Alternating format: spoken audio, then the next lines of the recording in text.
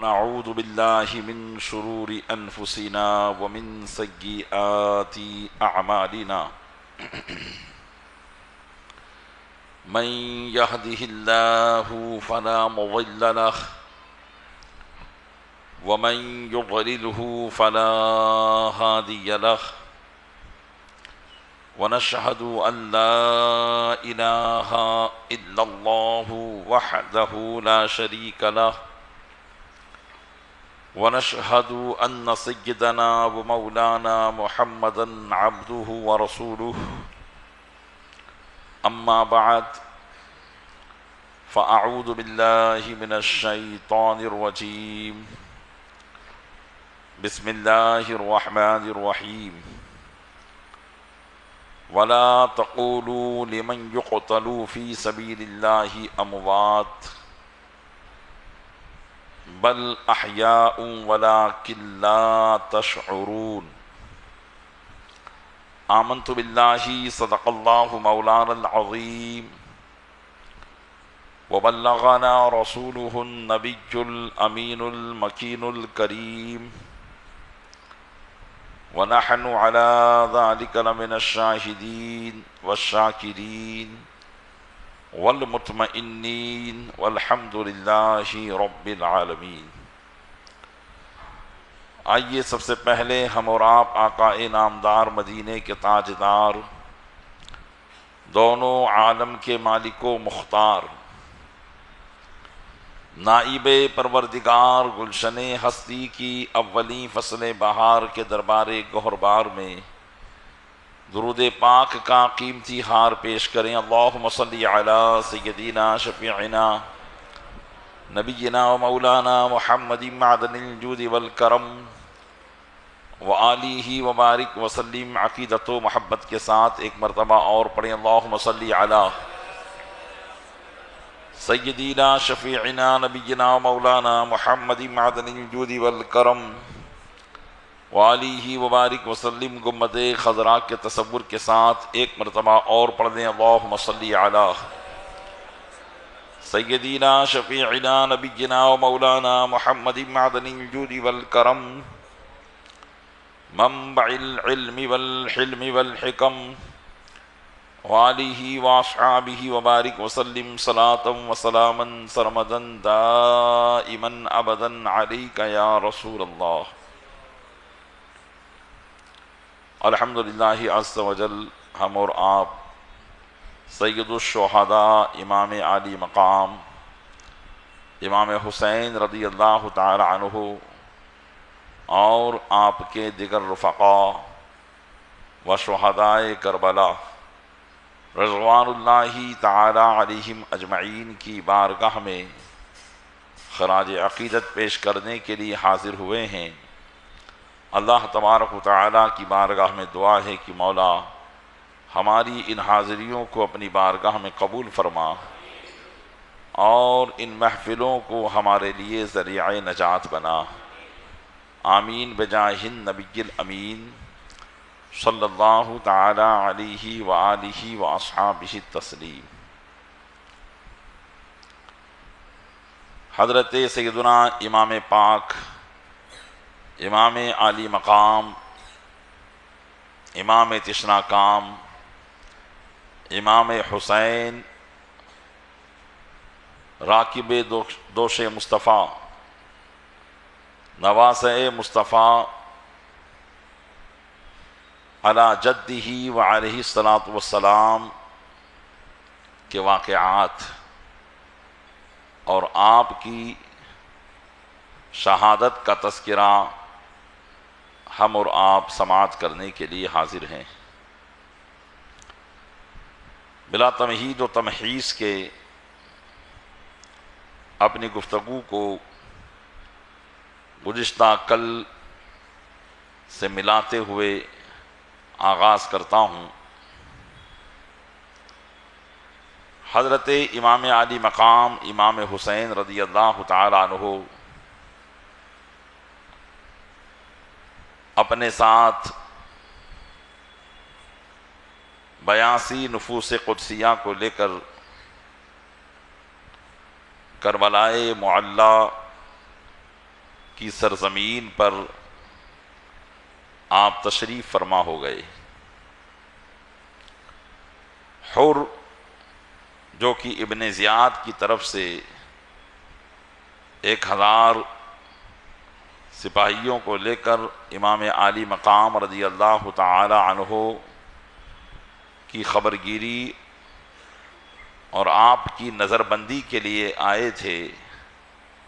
انہوں نے امام حسین اور ان کے قافلے والوں کو کربلا کے میدان میں اترنے پر مجبور کر دیا۔ امام علی مقام محرم الحرام کی 1 تاریخ سن ہجری 61 میدان کربلا میں پہنچ گئے اور اپنے خیمے آپ نے وہاں نصب فرمائے۔ ابن زیاد کی طرف سے یہ پیغام آیا کہ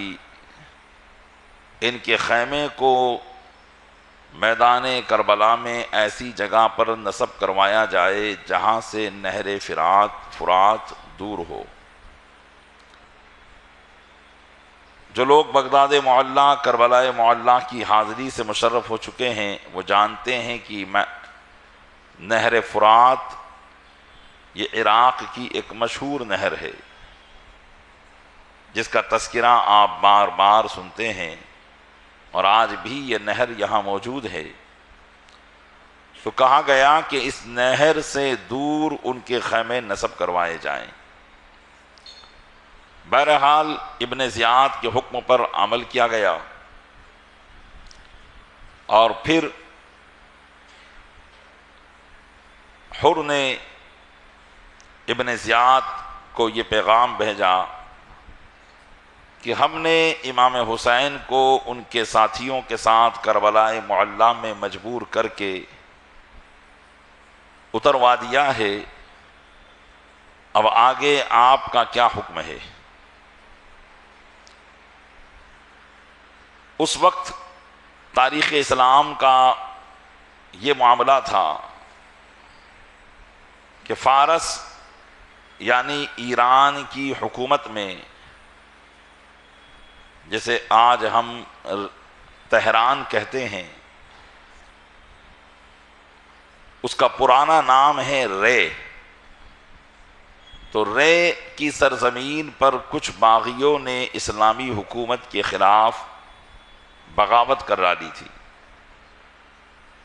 اس لیے ابن زیاد نے اس بغاوت کو فروغ کرنے کے لیے، اس بغاوت سے انتقام لینے کے لیے عمرو بن سعد جو صحابی رسول حضرت سعد بن ابی وقاص رضی اللہ تعالی عنہ کا نافرمان بیٹا تھا، جبکہ حضرت سعد بن ابی وقاص عشرہ مبشرہ میں سے ہیں، یعنی ان 10 صحابہ میں سے ہیں جن کو اللہ تبارک و تعالیٰ کے محبوب نے جیتے جی جنت کی بشارت عطا فرمائی تھی۔ لیکن اللہ تبارک و تعالیٰ کبھی مردوں سے زندوں کو پیدا کرتا ہے اور کبھی زندوں سے مردوں کو پیدا کرتا ہے۔ زندوں سے مراد یہاں ایمان ہے اور مردے سے مراد یہاں کفر ہے۔ تو کبھی کفر کی گود سے اللہ ایمان والے کو پیدا کرتا ہے، اور کبھی ایمان سے کفر کو پیدا فرماتا ہے، جیسے نوح علی نبینا وعلیہ الصلوۃ والسلام کا بیٹا کنعان۔ اللہ کے پیغمبر ہیں لیکن ان کا بیٹا کنعان کافر تھا۔ ایسے ہی بہت سے نیک بخت حضرات ہوئے جن کی اولاد نافرمان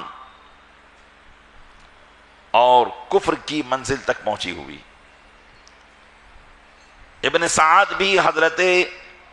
سعد بن ابی وقاص کا نافرمان بیٹا تھا۔ باپ کا تو یہ مقام تھا کہ باپ کو تو نبی کریم صلی اللہ علیہ وسلم نے یہ کہا تھا، فدا کا ابی و امی یا سعد، اے سعد تم پر میرے ماں باپ قربان۔ لیکن بیٹا کس طرف نکل گیا یہ اللہ کی خفیہ تدبیر ہے۔ ہم اور آپ نہیں جان سکتے کہ اللہ تبارک و تعالیٰ نے کس کے حق میں کیا فیصلہ کیا ہوا ہے۔ جب وقت آتا ہے اس کا فیصلہ نازل ہوتا ہے، انسان راہ ہدایت سے راہ ضلالت کی طرف چلا جاتا ہے۔ اس لیے ہر وقت اللہ کی بارگاہ میں یہ دعا کرتے رہنا چاہیے کہ اللہ ہمارے ایمان کو سلامت رکھے، اور ایمانداروں میں پیدا کیا ہے تو مرتے دم تک ہمیں ایماندار رکھے، حسینیوں میں رکھے، امام حسین کے دامن سے ہمیں وابستہ رکھے۔ اے دل بگیر دامن سلطان اولیاء، یعنی حسین ابن علی جان اولیاء۔ بس اللہ کی بارگاہ میں یہ دعا کرتے رہیں۔ تو یہ عمرو بن سعد جو کہ صحابی رسول کا بیٹا تھا، اس کو ابن زیاد نے 4000 کا لشکر دے کر ایران کے اندر جو بغاوت ہوئی تھی اس بغاوت کو ختم کرنے کے لیے بھیجا تھا، اور یہ کہا تھا کہ اس طرف جا کر اگر تم نے بغاوت کو ختم کر دیا تو میں یزید سے تمہیں تہران کی حکومت دلا دوں گا، وہاں کا تمہیں گورنر بنا دیا جائے گا۔ تو ابن سعد اسی لالچ میں اس طرف جا رہا تھا، لیکن جب حر نے یہ کہا کہ حضرت امام عالی مقام کو ہم نے کربلا کے میدان میں اترنے پر مجبور کر دیا ہے، تو ابن زیاد نے ابن سعد کو، عمرو بن سعد کو جو ایران کی طرف جا رہا تھا، واپس بلوا لیا اور کہا کہ ابھی ہمیں اس بغاوت سے انتقام لینا اتنا ضروری نہیں ہے جتنا ضروری امام حسین اور ان کے ساتھیوں سے لینا ضروری ہے، اور کہا کہ تم یہ 4000 کا لشکر لے کر کربلا میں پہنچو۔ ابن سعد صحابی رسول کا بیٹا تھا، امام علی مقام کی مقام کو جانتا تھا، احادیث مبارکہ اس کی نگاہوں میں تھی۔ اس نے کہا کہ ابن زیاد مجھے تو کیا کام سونپ رہا ہے، کس کام کرنے کا حکم دے رہا ہے؟ کیا تو اس بات کا حکم دے رہا ہے کہ میں نواسے رسول سے جا کر جنگ کروں؟ تو ابن زیاد نے کہا کہ یہ ساری بات میں نہیں سننا چاہتا، اگر تم کو جانا ہو تو جاؤ، ورنہ تہران کی حکومت کا جو میں نے وعدہ کیا ہے وہ تمہیں نہیں ملے گا۔ لیکن ابن سعد کی آنکھوں پر چونکہ دنیا کی محبت غالب آ چکی تھی، اس لیے اس نے کہا کہ تہران کی گورنری تو میں لے کر ہی رہوں گا، اگرچہ مجھے امام حسین سے لڑائی کرنا پڑے۔ پیارے اسلامی بھائیوں، اسی لیے ہمارے بزرگوں نے ہمیں دنیا کی محبت سے بہت دور رہنے کے لیے کہا ہے کہ دنیا کو استعمال کرو، دنیا کو جیب میں رکھو، دنیا کو گھر کی تھیلیوں میں رکھو، تجوریوں میں رکھو، لیکن دنیا کو اپنے دل میں مت رکھو۔ دل اللہ تبارک و تعالیٰ نے اپنی یاد کے لیے بنایا ہے، اور اس دل کے اندر جب دنیا کی محبت چھا جاتی ہے تو اسے حق دکھائی دینا بند ہو جاتا ہے۔ اسی وجہ سے دنیا کی محبت والے آپ دیکھیں گے نمازیں قضا کرتے رہتے ہیں، لوگوں کا دل دکھاتے رہتے ہیں، مالداری کے نشے میں آ کر کسی کو کچھ سمجھتے نہیں ہیں، کیونکہ دنیا کی محبت آنکھوں میں چھا گئی ہے، دل میں اتر گئی ہے۔ تو یہ دنیا کی محبت نے ابن سعد کو ایسا اندھا کر دیا کہ وہ اپنی آخرت کو تباہ کرنے کے لیے بھی تیار ہو گیا، اور 4000 کا لشکر لے کر کربلا کے میدان میں پہنچ گیا۔ 3 تاریخ محرم الحرام کی یہ 4000 کا لشکر لے کر پہنچا، اور حضرت امام علی مقام کے پاس ان کے خیمے میں اپنا قاصد بھیجا تاکہ معلوم کروائے کہ ان کا مقصد کیا ہے۔ چنانچہ اس نے کہا کہ جاؤ اور جا کر پوچھو۔ تو امام علی مقام نے کہا کہ میں کہاں آیا ہوں، مجھے تو بلایا گیا ہے، اور اگر آپ کہتے ہو کہ ہم نے نہیں بلایا ہے تو مجھے واپس چلے جانے دو، میں واپس چلا جاؤں گا۔ ابن سعد نے اپنا سوال اور امام علی مقام کا جواب لکھ کر ابن زیاد کے پاس بھیج دیا، اور کہا کہ ان سے کہو کہ تم یزید کے ہاتھ پر بیعت کر لو تو ہم تمہیں یہاں سے جانے دیں گے، اس کے علاوہ ہم تمہیں یہاں سے نہیں جانے دیں گے۔ ابن سعد نے امام علی مقام کے پاس ابن زیاد کا جو پیغام آیا تھا ان کے نام وہ پہنچا دیا۔ حضرت امام علی مقام امام حسین رضی اللہ تعالیٰ عنہ نے عمرو بن سعد سے یہ پیغام بھیجا کہ آج میں تنہائی میں تم سے رات میں ملنا چاہتا ہوں، اس حال میں ملنا چاہتا ہوں کہ نہ میرے آدمی میرے ساتھ رہیں نہ تمہارے آدمی تمہارے ساتھ رہیں۔ ابن سعد تیار ہو گیا، حضرت امام علی مقام اپنے 20 لوگوں کو لے کر گئے، ابن سعد بھی اپنے 20 لوگوں کو لے کر گئے، اور ایک جگہ پر دونوں کے 20 آدمی ٹھہر گئے اور امام علی مقام ابن سعد کو لے کر تنہائی میں چلے گئے۔ حضرت امام علی مقام نے کہا دیکھیے میری 3 شرطیں ہیں، ان تینوں میں سے کوئی بھی ایک بات مان لیجئے۔ پہلی بات تو یہ ہے کہ اگر تم لوگوں کا یہ کہنا ہے کہ ہم نے تم کو بلایا نہیں ہے تو مجھے واپس چلے جانے دیجئے۔ اگر تم مجھے حجاز کی طرف جانے نہیں دینا چاہتے ہو، یعنی مکہ مکرمہ مدینہ منورہ کی طرف جانے نہیں دینا چاہتے، تو میں کسی بھی اسلامی سرحد کی طرف چلا جاؤں گا اور وہاں جا کر اپنی زندگی گزار لوں گا، یا اگر یہ نہیں کرنا چاہتے تو مجھے یزید کے پاس جانے دو، میں دمشق چلا جاتا ہوں، یزید سے ملاقات کر لیتا ہوں اور اپنا معاملہ خود یزید سے حل کر لیتا ہوں،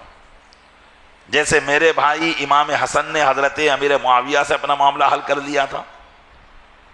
تو میں یزید سے بھی اپنا معاملہ حل کر لیتا ہوں۔ اور اگر یہ بھی نہیں کرنا چاہتے تو مجھے مدینہ منورہ چلے جانے دو، میں خاموشی سے اپنی زندگی وہاں گزار لوں گا۔ ابن سعد کہنے لگا کہ آپ کی تجویز بہت اچھی ہے، اور یقیناً عبید اللہ ابن زیاد میری بات مانتا ہے، ان تینوں باتوں میں سے وہ کوئی ایک بات ضرور مان لے گا۔ ابن سعد نے یہ باتیں لکھ کر امیر کوفہ عبید اللہ ابن زیاد کے پاس یہ باتیں بھیج دی اور کہا کہ سردار معاملہ آسان ہو گیا ہے، اور حسین اب اپنی ضد پر نہیں ہیں، بلکہ تینوں باتوں میں سے کسی بھی ایک بات کا ان کو کہہ دیا جائے تو وہ اس پر عمل کر لیں گے۔ تو ابن سعد نے جب یہ پیغام بھیجا اور ابن زیاد نے اس پیغام کو پڑھا تو اس نے کہا کہ ابن سعد کی یہ بہت اچھی پیشکش ہے، یہ وہ شخص ہے جو اپنے امیر کی بھلائی چاہتا ہے اور لڑائی جھگڑا نہیں چاہتا، ہم ان تینوں میں سے کسی بھی ایک پیشکش کو قبول کر لیں گے۔ عبید اللہ ابن زیاد تھوڑی دیر کے لیے ان باتوں پر تیار ہو گیا، لیکن پاس ہی میں ایک شخص تھا جس کا نام تھا شمر ذی الجوشن۔ اس شمر نے کہا کہ اے ابن زیاد، تو ابن سعد کی باتوں میں کہاں آتا ہے؟ مجھے تو پتا چلا کہ ابن سعد اور حسین دونوں رات میں بیٹھ کر بہت دیر دیر تک باتیں کرتے ہیں، کہیں ایسا تو نہیں ہے کہ یہ تمہارے خلاف مل کر سازش ہو؟ اس لیے میری بات مانو تو ان میں سے کسی بھی ایک بات کو ماننا نہیں چاہیے، اس لیے کہ اگر ان کو کدھر بھی جانے دیا جائے، اگر یہ مدینہ جائیں گے تب بھی طاقت اور قوت ان کی ہوگی، اسلامی سرحد کے کنارے چلے جائیں گے لوگ ان کی طرف متوجہ ہوں گے، ساری دنیا اسلام ان کی طرف مائل ہوگی اور طاقت و قوت ان کی ہوگی، اور اگر یزید کے پاس بھی چلے گئے تو پھر معاملہ بگڑ سکتا ہے۔ اس لیے ان سے کہو کہ 2 بات میں سے ایک بات ہے، یا تو یزید کے ہاتھ پر بیعت کر لو یا پھر لڑنے کے لیے تیار ہو جاؤ، اور ابن سعد سے کہہ دو کہ اگر وہ یہ کام نہیں کرنا چاہتا تو میں اس کی جگہ پر یہ کام کرنے کے لیے تیار ہوں۔ شمر کی بات میں ابن زیاد آ گیا اور اس نے کہا کہ ہاں بات تو تمہاری ٹھیک ہے، لہذا تم خود اس پیغام کو لے کر جاؤ اور ابن سعد سے کہنا کہ اگر تمہیں حسین سے مقابلہ کرنا ہے تو کرو، اگر وہ بیعت قبول نہیں کرتے ہو ورنہ لشکر کو میرے سپرد کرو اور میں جو ہے اس کام کو انجام دوں گا۔ شمر ذی الجوشن یہ پیغام لے کر ابن سعد کے پاس پہنچا اور اسے ساری باتیں بتائی۔ تو ابن سعد نے کہا کہ یقیناً تو نے ابن زیاد کو بھڑکایا ہوگا، ورنہ ابن زیاد کبھی بھی میری بات نہیں ٹال سکتا ہے۔ خیر، اب جب بات لڑائی پر آ گئی تو یہ تو کبھی نہیں ہو سکتا کہ امام حسین یزید کے ہاتھ میں ہاتھ دے دے، اپنے سر کو جھکا دے۔ آخر بات لڑائی پر ہوگی تو میں لڑائی کے لیے تیار ہوں، اور ایسی لڑائی ہوگی جس میں سر دھڑ کی بازی لگائی جائے گی۔ غرض کی ابن سعد نے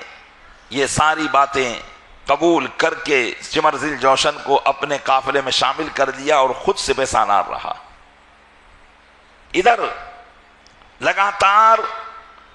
برابر کمک پہنچ رہی تھی اور مدد پہنچ رہی تھی۔ تقریباً یزیدیوں کی تعداد جو مورخین لکھتے ہیں وہ 22,000 کے قریب ہو گئی۔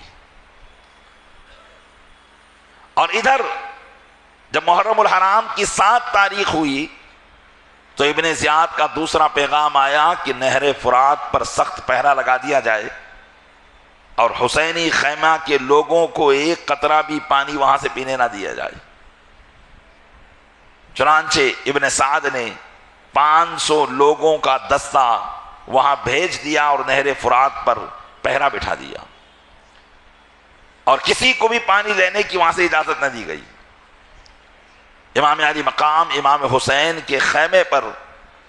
3 دن تک یہ پانی بند کرنے کا سلسلہ رہا۔ امام علی مقام رضی اللہ تعالیٰ عنہ محرم الحرام کی 9 تاریخ کو عصر کی نماز پڑھ کر اپنے خیمے کے باہر تشریف فرما تھے کہ اچانک یزیدیوں کے شور و غل کی آواز آنا شروع ہو گئی، اور امام علی مقام رضی اللہ تعالیٰ عنہ خیمے کے باہر بیٹھے بیٹھے آپ کو نیند آ گئی۔ اتنے میں یزیدیوں کی طرف سے تیروں کی بوچھار اور شور اور غوغا ہونے لگا۔ حضرت زینب رضی اللہ تعالیٰ عنہا جو آپ کی ہمشیرہ ہیں، بہن ہیں، وہ آئی اور کہنے لگی کہ دیکھیے بھائی جان، شاید یزیدیوں نے ہم پر حملہ کر دیا ہے۔ حضرت امام علی مقام نیند سے بیدار ہوئے اور حضرت عباس رضی اللہ تعالیٰ عنہ کو طلب کیا جو آپ کے بھائی ہیں اور آپ کے لشکر کے علمدار ہیں، ان کو بلایا اور کہا جا کر دیکھو کیا ماجرا ہے۔ چنانچہ حضرت عباس گئے اور یزیدیوں سے پوچھا تو انہوں نے بتایا کہ ابن زیاد کا پیغام آیا ہے کہ حسین سے کہو کہ وہ لڑنے کے لیے تیار ہو جائے۔ حضرت عباس رضی اللہ تعالیٰ عنہ نے آ کر امام علی مقام کو سارا ماجرا بیان کیا تو حضرت امام علی مقام نے فرمایا کہ ان سے کہو کہ وہ ہمیں 1 رات کی اور مہلت دے دیں تاکہ ہم اپنے رب عز و جل کی دل سے عبادت کر لیں۔ چنانچہ حضرت عباس نے جا کر پیغام سنایا، یزید کے لشکری واپس اپنے اپنے خیموں میں چلے گئے، اور یوں آج کے دن جنگ بند ہو گئی۔ حضرت امام علی مقام حضرت زینب رضی اللہ تعالیٰ عنہا سے کہنے لگے کہ بہن، ابھی میں نے خواب دیکھا، خیمے کے باہر میری آنکھ لگ گئی تھی تو میں دیکھتا ہوں کہ نانا جان صلی اللہ علیہ وسلم تشریف لائے ہیں اور عرض کر رہے ہیں یا بنیا انکا تروح الینا، اے میرے بیٹے ان قریب تم ہمارے پاس آنے والے ہو۔ اب مجھے لگتا ہے کہ میری شہادت کا وقت قریب آ چکا ہے۔ حضرت زینب نے یہ سنا تو وہ رونے لگی اور کہنے لگی کہ بھائی جان ایسا نہ کہیں۔ بہرحال حضرت امام علی مقام نے مغرب کی نماز ادا فرمائی، پھر عشاء کی نماز ادا فرمائی، اور عشاء کی نماز ادا کرنے کے بعد اپنے سارے قبیلے اور کنبہ کے لوگ اور جو بھی آپ کے ساتھ دیگر افراد آپ کے خاندان کے علاوہ آئے تھے ان سب کو جمع کیا، اور ان سب کو جمع کرنے کے بعد ارشاد فرمایا کہ اے لوگو، اللہ تعالیٰ نے جیسے مجھے ساتھی عطا فرمائے ہیں میں سمجھتا ہوں کہ روئے زمین پر ایسے وفادار ساتھی کسی کے نہیں ہیں۔ یقیناً اللہ تعالیٰ تم سب کو میری طرف سے جزائے خیر عطا فرمائے۔ یہ یزیدی میرے خون کے پیاسے ہیں، کل اگر یہ میرا خون بہا لیں گے ان کا دل ٹھنڈا ہو جائے گا، اور ان کو جس چیز کا خطرہ ہے یہ اس خطرے سے نجات پا جائیں گے۔ اس لیے میری وجہ سے اتنے لوگ اپنی جان نہ گوائیں۔ ابھی رات کی تاریکی ہے، اندھیرا ہے، چپ چاپ سے یہاں اپنے اپنے وطن کی طرف نکل جاؤ اور چلے جاؤ، اور مجھے میرے رب کے بھروسے پر چھوڑ دو، میں خود صبح ان سے نمٹ لوں گا۔ امام علی مقام امام حسین رضی اللہ تعالیٰ عنہ کے ساتھ جو ان کے وفادار ساتھی تھے، حضرت مسلم بن اوسجہ اسدی جو کوفہ ہی کے رہنے والے تھے، حضرت زہیر بن قین جو راستے میں ساتھ میں ہو گئے تھے، ایسے بہت سے افراد تھے جو خاندان اہل بیت کے علاوہ تھے، جن کی تعداد تقریباً 32 نفوس قدسیہ تھی۔ یہ 32 حضرات جو خاندان اہل بیت کے علاوہ تھے، یہ امام علی مقام کا ساتھ دینے آئے تھے۔ کہنے لگے کہ اے امام علی مقام، کیا ہم آپ کو دشمنوں کے مقابلے میں تنہا چھوڑ کے جائیں اور کل آپ کے نانا جان سے میدان محشر میں ہم سے سوال ہو تو کوئی جواب نہ دے پائیں؟ حضرت مسلم بن اوسجہ اسدی کہنے لگے قسم خدا کی، میں تو اپنے دل میں آپ کے تعلق سے یہ جذبہ رکھتا ہوں کہ میں کل جب جنگ ہوگی دشمنوں سے اپنی تلوار سے لڑوں گا، تلوار ٹوٹ جائے گی تو نیزے ان کی چھاتیوں میں توڑوں گا اور تیروں سے لڑوں گا، اور اگر پھر میرے پاس ہتھیار نہ رہے تو میں پتھر اٹھا اٹھا کر ان کو ماروں گا۔ غرض کی میری جسم میں جب تک سانس ہوگی میں آپ کی خاطر ان سے لڑتا رہوں گا اور آپ کے کسی بھی گھرانے والے کو آنچ نہیں آنے دوں گا۔ اسی طریقے سے ہر فرد اپنے اپنے قبیلے کی طرف سے امام علی مقام رضی اللہ تعالی عنہ پر اپنی جان قربان کرنے کے جذبات کو دکھاتا رہا۔ حضرت امام علی مقام نے اب حضرت امام مسلم بن عقیل کے بھائیوں سے کہا، جو آپ کے چچازاد بھائی تھے، وہ آپ کے ساتھ شامل تھے۔ آپ نے کہا کہ اے میرے چچا کے بیٹو، میرے بھائیوں، تمہاری طرف سے حضرت مسلم بن عقیل شہید کر دیے گئے، ان کی شہادت ہی تمہاری وفاداری کے لیے کافی ہے، لہذا اب تم چلے جاؤ اور مجھے میرے رب کے بھروسے پر چھوڑ دو۔ حضرت مسلم بن عقیل کے بھائیوں نے بھی وہی جواب دیا جو پہلوں نے جواب دیا تھا۔ غرض کی کوئی وہاں سے ٹس سے مس ہونے کی ہمت نہ کر سکا اور نہ انہیں جرأت ہوئی، بلکہ وہ امام علی مقام کی محبت میں آئے تھے اور آخر دم تک امام علی مقام کی محبت میں رہے، یہاں تک کہ اللہ تعالیٰ نے انہیں امام کی محبت میں شہادت کی موت عطا فرمائی۔ یہ ہے پیارے اسلامی بھائیوں حقیقی زندگی، یہ ہے ایک ایسی زندگی جسے کامیاب زندگی کہا جا سکتا ہے۔ یہ وہ لوگ تھے جو اپنی موت کو اپنی نگاہوں کے سامنے دیکھ رہے تھے۔ 22,000 کا تازہ دم لشکر سامنے تھا اور ان کی نظر تھی کہ یہ کل ہم پر یکبارگی حملہ کر کے ختم کر سکتے ہیں، لیکن اللہ تبارک و تعالیٰ کی محبت اور دنیا کی جو بے بنیادی ہے جس کے دل میں ثابت ہو جاتی ہے، وہ دنیا کو کوئی اہمیت نہیں دیتا ہے۔ یہی اسلام کے نوجوانوں کے اندر آج کمی ہوتی چلی جا رہی ہے، چونکہ ہم نے اپنی دنیا سے دل لگایا، زندگی کو ہم عزیز سمجھتے ہیں اور موت سے ہم دور بھاگتے ہیں۔ پیارے اسلامی بھائیوں، یقیناً موت ایک دن آنا ہے، کیا ہی بہتر ہو کہ اگر یہ موت اللہ کی راہ میں واقع ہو جائے، اللہ کے دین کے کاموں میں واقع ہو جائے، اور اللہ تبارک و تعالیٰ کی دین کی خدمات میں اگر یہ زندگی گزرے اور دین کی خدمات میں گزرتے گزرتے موت واقع ہو تو اس سے بہتر کوئی اور موت نہیں ہو سکتی ہے۔ بہرحال رات میں سارے خیمے والوں نے عبادات ریاضات بجا لائی، خوب نوافل پڑھے گئے، قرآن کی تلاوتیں کی گئی، پیشانیوں نے خوب سجدے کے مزے لوٹے، اللہ تبارک و تعالیٰ کی یاد میں شب بیداری ہوئی، اور پھر فجر کا وقت ہوا، فجر کی اذان کہی گئی، باجماعت خیمہ حسینی میں نماز ادا کی گئی۔ امام علی مقام امام حسین رضی اللہ تعالیٰ عنہ نے امامت فرمائی۔ نماز کے بعد ذکر و اذکار میں مشغول ہوئے، اور جنگ کا قاعدہ اور قانون ہوتا تھا کہ سورج طلوع ہوتے ہی جنگ کا آغاز ہوتا تھا اور سورج کے غروب ہوتے ہی جنگ ختم ہو جایا کرتی تھی۔ چنانچہ جیسے ہی سورج طلوع ہوا، یزیدیوں کے لشکر کی طرف سے جنگ کے نقارے بجائے جانے لگے تاکہ معلوم ہو جائے کہ جنگ کرنے کا وقت شروع ہو چکا ہے۔ امام علی مقام امام حسین رضی اللہ تعالی عنہ نے بھی اپنے ساتھ میں جو نفوس قدسیہ تھے جن کو لڑنا تھا، کیونکہ 82 نفوس قدسیہ میں تعداد خواتین کی بھی تھی، خواتین اہل بیت کی بھی تھی، اور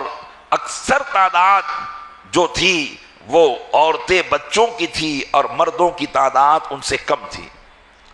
الغرض امام علی مقام رضی اللہ تعالیٰ عنہ نے بھی جہاں 22,000 کا لشکر سامنے ہیں، اگر 1,000 کی بھی ایک صف مانی جائے تو 22 صفیں وہاں موجود ہیں، اور ان 22 صفوں کے آگے ایک صف امام علی مقام کی ہے، جو بظاہر دنیاوی ساز و سامان کے اعتبار سے تو بہت کم نظر آ رہی ہے، لیکن ان کی نگاہوں میں، ان کی نگاہوں کے اندر ایسی ہمت ہے اور ایسی توانائی ہے کہ اگر پہاڑ بھی ان کے سامنے آ جائے تو وہ روزہ رضا ہو جائے۔ بازوؤں میں قوت زور ید اللہ ہی ہے، اور اللہ کی راہ میں شہید ہونے کا ہر ایک عزم اور ارادہ لے کر کھڑا ہوا ہے۔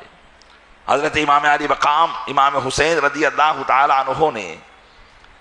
اپنے لشکر کا علم حضرت عباس علمدار کو عطا فرمایا، اس لیے کہ جنگوں کے اندر ایک علمدار ہوتا ہے، جب تک وہ علم اٹھائے رہے گا اس وقت تک اس کی فوج لڑتی رہتی ہے کہ ہمارا علم سرنگو نہیں ہوا ہے، ہمارا جھنڈا سرنگو نہیں ہوا ہے، اور جب جھنڈا سرنگو ہو جاتا ہے، نیچے گر جاتا ہے، سپاہیوں کی ہمتیں ٹوٹ جاتی ہے، حوصلے پست ہو جاتے ہیں، اور پھر وہ راہ فرار اختیار کرتے ہیں۔ اس لیے جنگوں کے اندر علم ایسی شخص کو دیا جاتا ہے جو بہت بہادر ہو، طاقتور ہو، دشمنوں کی کیسی بھی یلغار ہو، کیسا بھی حملہ ہو، وہ اپنے ہاتھ سے علم کو نہ چھوٹنے دے، جیسا کہ مولا کائنات علی مرتضیٰ رضی اللہ تعالیٰ عنہ کو خیبر کے موقع پر نبی کریم صلی اللہ علیہ وسلم نے اس دن کا علم عطا فرمایا تھا۔ تو طاقتور، بہادر، بے مثل شجاعت والے کو یہ علم عطا کیا جاتا ہے۔ آپ اس سے اندازہ لگا سکتے ہیں کہ حضرت عباس علمدار رضی اللہ تعالیٰ عنہ کے بازو کتنے طاقتور تھے کہ شہر خدا کے لال اگر اپنے علم کے لیے کسی کا انتخاب فرما رہے ہیں تو حضرت عباس کا انتخاب فرما رہے ہیں۔ چنانچہ حضرت امام علی مقام نے اپنی صف لگانے کے بعد اونٹنی پر تشریف لائے اور بیٹھے، اور اونٹنی اٹھی۔ امام علی مقام کو یہ کرنا تھا تاکہ قیامت کے دن کسی کو یہ موقع نہ ملے کہ ہمیں معلوم نہیں تھا کہ ان کا مقام کیا تھا، ہمیں معلوم نہیں تھا کہ ان سے لڑنا گناہ تھا، کوئی یہ عذر نہ کر سکے۔ اتمام حجت کے لیے امام علی مقام اپنی اونٹنی پر سوار ہو کر دونوں لشکروں کے بیچ میں تشریف لائے، اور بلند آواز سے خطبہ ارشاد فرمایا جس میں اللہ کی حمد و ثنا بیان کی، اس کے محبوب صلی اللہ علیہ وسلم پر درود و سلام کے نذرانے پیش کیے، اور پھر ارشاد فرمایا کہ اے لوگو، کیا تم مجھے نہیں جانتے ہو کہ میں کون ہوں؟ جو جانتے ہیں وہ جانتے ہیں، اور جو نہیں جانتے تو وہ جان لیں کہ میں تمہارے نبی کا نواسا ہوں، میں ان کی بیٹی فاطمہ کا لخت جگر ہوں، اور ان کے چچا زاد بھائی علی بن ابو طالب کا فرزند ہوں۔ خود حضرت امیر حمزہ میرے باپ کے چچا ہیں، اور جعفر طیار جن کے تعلق سے ہے کہ وہ جنت میں پر لے کر اڑتے ہیں، وہ خود میرے چچا ہیں، مجھے جان لو۔ اور اگر میری باتوں میں تمہیں شک ہوتا ہے تو آج بھی دنیا اسلام میں صحابہ کی ذات موجود ہے جنہوں نے رسول اکرم صلی اللہ علیہ وسلم کے لمحائے مبارکہ سے میری اور میرے بھائی کی فضیلتوں کو سنا ہے کہ رسول اکرم صلی اللہ علیہ وسلم نے فرمایا کہ یہ دونوں جنتی نوجوانوں کے سردار ہیں، اس لیے تم جان لو کہ میں کون ہوں، میرا کنبہ کیا ہے، میرا خاندان کیا ہے، اور مجھ سے لڑنا یہ کتنا بڑا جرم عظیم ہے۔ حضرت امام علی مقام امام حسین رضی اللہ تعالیٰ عنہ نے اپنی یہ تقریر فرمائی۔ ابھی تک حر جو حضرت امام علی مقام کو نظر بند کرنے کے لیے آئے تھے، 1000 سپاہی لے کر مقام قادسیہ پر، جنہوں نے حضرت امام علی مقام کو 1000 سپاہیوں کے ساتھ گھیر لیا تھا، اور صرف انہوں نے یہی کہا تھا کہ مجھے حکومت سے یہ کہا گیا ہے کہ میں آپ کی نظر بندی رکھوں، مجھے آپ سے لڑنے کے لیے نہیں کہا گیا ہے۔ تو وہ حکومت کا جو ایک حکم تھا اس پر عمل کر رہے تھے، لیکن جب انہوں نے ابن سعد کی فوج میں کھڑے ہو کر یہ دیکھا کہ اب تو ابن زیاد کا یہ پورا لشکر امام علی مقام کے خون کا پیاسا نظر آ رہا ہے اور لڑنے کے لیے تیار ہے، تو حر نے ابن سعد سے کہا، اے ابن سعد، کیا واقعی تم نواسے رسول سے لڑائی کرو گے؟ کیا تم واقعی شہزادے بطول سے لڑائی کرو گے؟ ابن سعد نے کہا کہ ہاں، ایسی لڑائی کروں گا جس میں نیزے قلم ہوں گے، تلواریں ٹوٹیں گی، تیر چلیں گے، اور ایک ایک کی لاش کو گھوڑوں کی ٹاپوں سے رون دیا جائے گا۔ حر نے جب یہ سنا تو ان کا جسم کانپنے لگا۔ حر ایک بہت مشہور قبیلے کے سردار تھے اور ایران میں بہت طاقتور کہلاتے تھے۔ ان کے قبیلے کے ایک شخص نے جب ان کو دیکھا تو کہا کہ حر، یہ تمہاری کیا حالت ہے؟ مجھ سے تو اپنے قبیلے کے بہادر شخص کے بارے میں کوئی پوچھتا کہ تمہارے قبیلے میں سب سے بہادر کون ہے تو میں تمہارا نام لیتا تھا کہ وہ حر بن رباحی ہے، اور آج تم یہ چند نہتے لوگوں کے سامنے کانپ رہے ہو، جبکہ ان کے پاس لڑنے کے صحیح ہتھیار اور اوزار بھی موجود نہیں ہے، اور تم ان کے سامنے کھڑے ہو کر کانپ رہے ہو، اور ہمارے ساتھ 22,000 کا لشکر ہے، سارے ساز و سامان ہیں، اس کے باوجود تم اتنی کم ہمتی دکھا رہے ہو۔ حضرت حر نے جواب دیا، بے وقوف، یہ کم ہمتی کی بات نہیں ہے، یہ بات اس کی ہے کہ حر ابھی جنت اور جہنم کے بیچ میں کھڑا ہوا ہے، ابھی جنت اور جہنم کے بیچ میں کھڑا ہوا ہے۔ یہ اس بات کی تڑپ ہے اور یہ اس بات کی کپکپاہٹ ہے، اس لیے میں کانپ رہا ہوں کہ ابن سعد کا ساتھ دے کر جہنم میں جاؤں یا حسین کا ساتھ دے کر جنت میں چلا جاؤں، میں اس بات کا فیصلہ کر رہا ہوں۔ پھر حر نے کہا، لیکن کبھی بھی میں جنت پر جہنم کو ترجیح نہیں دے سکتا، اگرچہ مجھے یہی موت آ جائے میں کبھی بھی جنت کو چھوڑ نہیں سکتا ہوں، یہ کہا اور اپنے گھوڑے کو ایڑ لگائی اور امام علی مقام کے قدموں میں پہنچ گئے اور عرض کرنے لگے، حضور غلطی میری ہے، خطا مجھ سے ہوئی ہے، میں اگر اسی وقت آپ کو چلے جانے دیتا تو یہ نوبت نہ آتی، لیکن مجھے معلوم نہیں تھا کہ ابن زیاد بدنہاد اتنی نچلائی پر اتر جائے گا کہ وہ آپ سے بھی جنگ کرے گا۔ مجھے تو بس یہی تھا کہ وہ آپ کو نظر بند کرنے کے لیے کہے گا، کچھ باتیں ہوگی اور آپ اپنے راستے پر، وہ اپنے راستے پر ہو جائے گا، لیکن مجھے یہ معلوم نہیں تھا، اگر یہ معلوم ہوتا تو میں پہلے سے آپ کو چلے جانے دیتا، اس لیے میری غلطی کو معاف فرمائیے۔ امام علی مقام نے فرمایا، اے حر، تم حر ہو، اے حر، تم حر ہو. حر کا معنی ہوتا ہے آزاد. عربی زبان میں آزاد کو حر کہا جاتا ہے. تو آپ نے فرمایا کہ تم جہنم سے حر ہو، یعنی جہنم سے تم اب آزاد ہو گئے ہو. امام عالی مقام جو جنت کے مالک کے نواسے ہیں، وہ بھی اپنے چاہنے والوں کو جنت عطا فرما رہے ہیں اور جہنم سے آزاد فرما رہے ہیں. یقیناً امام عالی مقام کی محبت جس کے دل میں ہوگی عقیدے کی درستگی کے ساتھ، وہ یقیناً جنتی ہے. چنانچہ حضرت حر سے کہا کہ اللہ تمہاری غلطیوں کو معاف فرمائے، اب آؤ اور اپنے گھوڑے سے نیچے اتر جاؤ. حضرت حر نے کہا کہ اے امام عالی مقام، اب تو حر کی لاش ہی گھوڑے سے نیچے آئے گی.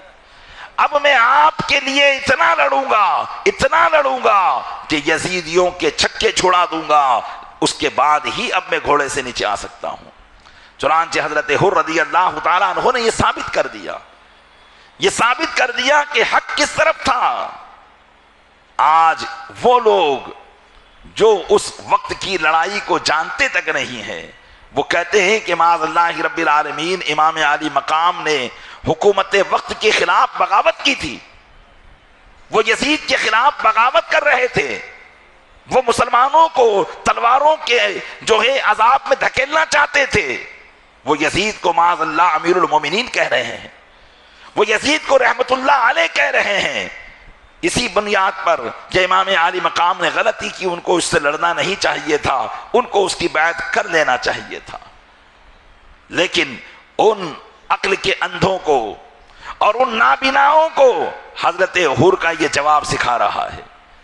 کہ اے لوگوں جو آئندہ آؤ گے، دیکھ لو میں کھڑا ہوا ہوں. پہلے ابن سعد کے ساتھ تھا، لیکن مجھے ابن سعد کے ساتھ جہنم نظر آئی اور امام حسین کے ساتھ جنت نظر آئی. اس لیے میں نے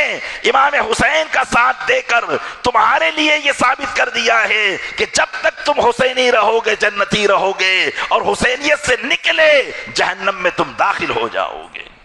تو پتہ چلا کہ آج دنیا میں اگر کوئی جنتی ہے تو وہ حسینی ہے، وہ حسینی ہیں. اگر کوئی یزید کا کلمہ پڑھتا ہے تو پڑھا کرے. پیارے اسلامی بھائیوں، آپ سوچیں گے کہ بھئی یزید کو کون کلمہ پڑھتا ہے اس کا؟ یہ تبلیغی جماعت والے، یہ اہل خبیث، یہ وہابی، یہ دیوبندی، ان کا نظریہ یہی ہے. یہ آج بھی یزید کو امیر المومنین لکھ رہے ہیں، کہہ رہے ہیں اپنی تقریروں میں، اپنے بیانوں میں، اپنی کتابوں میں. آپ کہتے ہیں نا کہ یہ مسلمان کو لڑوا رہے ہیں. یہ مسلمان ہیں کب؟ اگر مسلمان ہوتے تو نواسے رسول سے دشمنی کرنے والے سے کبھی بھی اپنے دل میں محبت نہیں رکھتے. اس کا مطلب یہ ہے کہ ضرور دل میں کالا ہے، کچھ تو کپٹ چھپا رکھی ہے اہل بیت کے خلاف، نواسے رسول کے خلاف، کہ ان کی محبت کو ایک طرف رکھ کر معاذ اللہ رب العالمین یزید کو امیر المومنین کہہ رہے ہیں. تو پہچانیے دنیا کے اندر کہ کون حسینی ہے اور کون یزیدی ہے. ورنہ اگر اس بات کی پہچان نہ کر پائے اور یزیدیوں کے ساتھ ابھی بھی مل کر رہے، ان کے ساتھ رشتہ داریاں کرتے رہے، ان کے ساتھ تعلقات جوڑتے رہے، تو کہیں ایسا نہ ہو کہ قیامت کے دن یزیدیوں کی صف میں کھڑا کر دیا جائے. اللہ تبارک و تعالی ہم سب کو امام عالی مقام کی محبت عطا فرمائے اور امام حسین کے نقش قدم پر جب تک زندہ ہے چلائے، اور قیامت میں ان کے نانا جان کے جھنڈے کے تلے ہمیں جگہ عطا فرمائے. تو پیارے اسلامی بھائیوں، اصل بات یہ ہے، یہ وہ باتیں ہیں جو آپ کو حق اور باطل کے درمیان فرق کرنا سکھاتی ہیں. آپ ان کو سمجھیے، آپ ان کو علماء کا جھگڑا نہ کہیے، بلکہ یہ دین کا جھگڑا ہے. یہ حسینیت اور یزیدیت کی جنگ ہے جو قیامت تک چلتی رہے گی. حسین ابن علی نے اس بات کا خط امتیاز کھینچ دیا ہے، ایک لکیر کھینچ دی ہے، ایک باؤنڈری قائم کر دی ہے کہ جو اس طرف رہے گا اور جو امام حسین سے محبت کرے گا، یزید کو جو لعنت اللہ علیہ کہے گا وہ حسینی ہے، اور جو یزید کو رحمت اللہ علیہ کہے گا وہ یزیدی ہے. اب آپ اندازہ لگا لیں کہ کون حسینی ہے اور کون یزیدی ہے. الغرض حضرت حر نے ثابت کر دیا کہ وہ یزیدی نہیں تھے، وہ حسینی تھے، اس لیے آخری وقت بھی وہ امام حسین کے جھنڈے کے تلے آ گئے. اور آج کا یہ نہ دیکھنے والا عقل کا اندھا کہہ رہا ہے۔ اصل بات وہی ہے جو اعلیٰ حضرت نے فرمایا کہ آنکھ والے تیری جوبن کا تماشا دیکھے، آنکھ والے تیری جوبن کا تماشا دیکھے، دیدہ کور کو کیا آئے نظر کے کیا دیکھے۔ یہ آنکھ کے اندھے ہیں، دل کے اندھے ہیں، انہیں کچھ نظر نہیں آئے گا۔ اللہ نے جن کو محبوب کی محبت کا نور عطا فرمایا ہے وہی امام علی مقام کی صداقت کو دیکھتے ہیں، انہیں امام علی مقام کی صداقت نظر آتی ہے اور یزید کی عداوت نظر آتی ہے۔ تو اسی کو کہا کہ آنکھ والے تیری جوبن کا تماشا دیکھے، دیدہ کور کو کیا آئے نظر کے کیا دیکھے۔ الغرض حضرت امام علی مقام رضی اللہ تعالیٰ عنہ نے اتمام حجت فرمانے کے بعد، یزیدیوں کو اپنا تعارف پیش کرنے کے بعد، بتانے کے بعد، ان کے سارے عذر کو ختم کر دینے کے بعد آپ واپس اپنے قافلے میں تشریف لے آئے۔ اب ابن سعد نے اپنی کمان پر ایک تیر چڑھایا اور لوگوں سے کہا کہ لوگوں گواہ ہو جانا اس بات پر کہ حسینی خیمے کی طرف سب سے پہلے تیر میں نے چلایا ہے، معاذ اللہ رب العالمین۔ چنانچہ اس نے تیر چلایا جو اس بات کی علامت تھی کہ اب جنگ شروع ہوگی۔ یزیدی فوج کی طرف سے چند پہلوان آئے جو ابن زیاد کے غلام تھے، ماکل اور یسار، وہ دونوں آئے اور اپنا مقابل طلب کرنے لگے۔ حضرت امام علی مقام رضی اللہ تعالی عنہ نے جب ایک نظر اٹھائی تو آپ کے ساتھیوں میں سے حضرت مسلم بن اوسجہ اسدی اور حضرت حبیب بن مظاہر رضی اللہ تعالیٰ عنہ کھڑے ہوئے اور عرض کیا، اے امام علی مقام آپ ہمیں اجازت دیں۔ حضرت امام علی مقام نے ان کو بٹھا دیا اور فرمایا کہ عبداللہ بن مطیع تم جاؤ اور تم ان سے مقابلہ کرو۔ حضرت عبداللہ بن مطیع رضی اللہ تعالیٰ عنہ یہ اپنی فیملی کے ساتھ امام علی مقام کی بارگاہ میں آئے تھے، ان کی زوج محترمہ بھی ان کے ساتھ میں تھی اور وہ بھی محب اہل بیت تھی۔ چنانچہ حضرت عبداللہ اپنے گھوڑے پر سوار ہوئے اور جب میدان جنگ میں پہنچے تو یسار نے پوچھا کہ تم کون ہو؟ تو کہا مجھے عبداللہ کہا جاتا ہے، میں قبیلے کلب کا ایک نوجوان ہوں۔ کہا ہم تم کو جانتے نہیں ہیں، ہمارے مقابلے میں ایسوں کو بھیجا جائے جن کو ہم جانتے ہوں۔ کہاں گئے مسلم بن اوسجہ اور کہاں حبیب بن مظاہر ہیں، ان کو بھیجا جائے۔ حضرت عبداللہ نے کہا کہ او کمینے، مجھ سے لڑنے میں تو اپنی قصر شان سمجھتا ہے، اگر ہمت ہے تو مجھ سے مقابلہ کر۔ حضرت عبداللہ میدان میں آگے بڑھے اور یسار سے مقابلہ کرنے لگے۔ چند دیر تک آپ کی لڑائی ہوتی رہی کہ یسار کو آپ نے طے کیا اور واصل جہنم فرمایا۔ پھر دوسرا ساتھی آیا، اس نے آتے ہی حضرت عبداللہ پر حملہ کیا تو آپ نے اپنے ہاتھ سے اس کی تلوار روکی اور پھر آپ کی چاروں انگلیاں کٹ گئی اور پھر آپ نے دائیں ہاتھ سے تلوار سنبھالی اور پھر یزیدی لشکر میں گھس گئے اور جدھر چاہا کھیرے ککڑی کی طرح ان کے سر کو قلم فرما دیا۔ حالت یہ تھی کہ ایک طرف تلوار سے دشمنوں کا خون بہہ رہا تھا اور دوسری طرف ہاتھ سے خود ان کا خون بہہ رہا تھا۔ حضرت عبداللہ امام علی مقام کی بارگاہ میں آئے دعا لینے کے لیے، تو ان کی اہلیہ نے جب دیکھا کہ میرا شوہر واپس خیمے کی طرف آ رہا ہے تو انہوں نے خیمے کی ایک لکڑی کو توڑ لیا اور ان کے گھوڑے کو مارنے لگی اور کہنے لگی کہ میں اس بات پر خوش ہوں گی کہ تم امام علی مقام کی محبت میں شہادت کا مقام پالو۔ وہ خواتین اسلام بھی ایسی تھی جن کے نزدیک ساری محبتوں سے زیادہ اہل بیت اور خاندان رسالت کی محبت ہوا کرتی تھی۔ چنانچہ حضرت عبداللہ ایک مرتبہ پھر گئے اور لڑتے لڑتے امام علی مقام کے نام پر شہید ہو گئے۔ جب تک ہاشمی نوجوانوں کے علاوہ دیگر اصحاب امام علی مقام موجود رہے، اس وقت تک انہوں نے کسی بھی ہاشمی نوجوان کو میدان میں نہ اترنے دیا۔ ایک ایک کر کے سب میدان میں گئے اور لڑتے گئے اور شہید ہو گئے۔ روایت کیا جاتا ہے کہ حضرت حر اور حضرت زہیر بن قین اور یہ دونوں لشکر اسلام کے بہت بہادر سپاہی تھے۔ دشمنوں کے سپاہیوں نے بعد میں نقل کرنے والوں کو نقل کروایا کہ حضرت حر اور حضرت زہیر بن قین کی بہادری کو کیا کہیں کہ جس طرف جاتے تھے لاشوں کے ڈھیر لگا دیا کرتے تھے، خود دشمنوں کے مجمع میں گھس جاتے اور تلواریں چلاتے، اور جب ایک ساتھی گر جاتا تو دوسرا ساتھی بچانے کے لیے آتا، اور پھر دونوں مل کر اس قدر تلوار چلاتے تھے کہ ایسا لگتا تھا کہ قہر الہی کی تلوار یزیدیوں پر ٹوٹ پڑی ہے۔ الغرض حضرت حر بن رباحی اور زہیر بن قین یہ دونوں لڑتے لڑتے شہید ہو گئے۔ اس کے بعد اب امام عالی مقام کے خاندان کے لوگ تھے، یا تو مولائے کائنات کے فرزند تھے، یا پھر حضرت مسلم بن عقیل کے صاحبزادے تھے، حضرت مسلم بن عقیل کے بھائی تھے، یا پھر امام حسن کے شہزادے یا خود ان کے شہزادے موجود تھے۔ اب صرف ہاشمی نوجوان باقی رہ گئے تھے، باقی سارے فدایان امام عالی مقام شہید ہو چکے تھے۔ حضرت مولائے کائنات کے 4 صاحبزادے یہاں موجود تھے، ایک تو حضرت عباس، ایک حضرت عثمان بن علی، ایک محمد بن علی، اور ایک حضرت عبداللہ بن علی۔ یہ تینوں شہزادے حضرت مولائے کائنات کے تھے، اور ان کا ننھیال جو تھا وہ کوفہ تھا،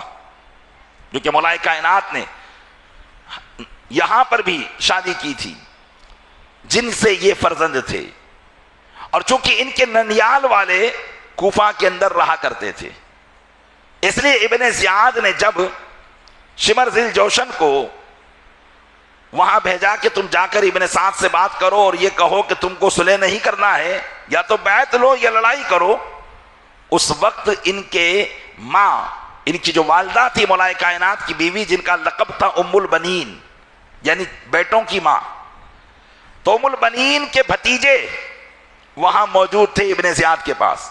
اور وہ کوفہ کے بڑے مالدار آدمیوں میں سے تھے۔ تو انہوں نے کہا کہ ابن زیاد، ہم نے سنا ہے کہ ہماری جو ہے پھوپھی کے بیٹے بھی یہاں حسین کے ساتھ لڑنے کے لیے آئے ہوئے ہیں، لہذا ہم چاہتے ہیں کہ تم ان کے لیے امان لکھ دو، اور ان کے لیے بالکل امان لکھ دو تاکہ کوئی بھی یزیدی لشکر ان کو نقصان نہ پہنچائے۔ چنانچہ ابن زیاد نے ان تینوں کے لیے امان لکھ دی، اور جب